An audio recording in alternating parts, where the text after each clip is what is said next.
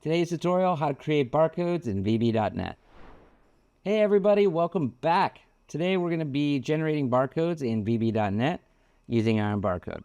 We'll cover 3 input types: plain strings, byte arrays, and memory streams, and 3 barcode formats: EAN8, a chained one-liner, and Aztec.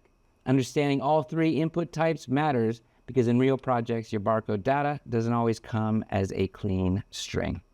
IronBarcode is already installed via the NuGet, so make sure you're on a recent Visual Studio version, and let's walk through it. In program.vb, we import IronBarcode and system.io at the top. License configuration is inside the main subroutine in a region. Remember that in production, that key belongs in your config files, not hard-coded in source. First barcode, EAN8. Barcode writer create barcode takes the value 1, 2, 3, 4, 5, and barcode writer encoding.EAN8. EAN8 expects 7 digits, ironically.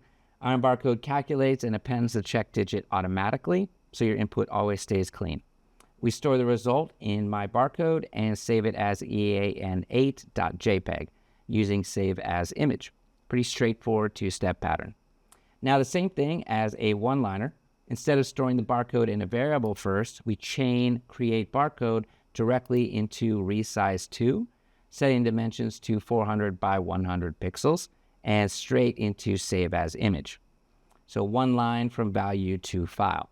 Method changing like this keeps the code compact when you don't need to reference the barcode object again after saving. One line from value to file. Method chaining like this keeps the code compact when you don't need to reference the barcode object again after saving. Now for binary input, we define a string converted to a byte array using system.text.encoding.default.getBytes and pass that byte array directly to barcode writer.createBarcode with Aztec encoding and 400 by 400 pixel dimensions. Aztec is a 2D format that handles binary data cleanly. It's better suited for this than linear format like code 128. We also demonstrate creating a memory stream from the same byte array and generating an Aztec barcode from the stream. Same result, different input path. Both approaches produce identical output. PNG gets saved as Aztec barcode.png. So let's go ahead and run it, and the execution completes cleanly. So let's look at the output files. And here you go. Here's an EAN8 JPEG, clean linear barcode, standard retail format. Value 1, 2, 3, 4, 5 with the calculated check digit appended. Exactly what you'd see on a product label. And here's Aztec barcode.png, the distinctive square Aztec pattern with the encoded binary data.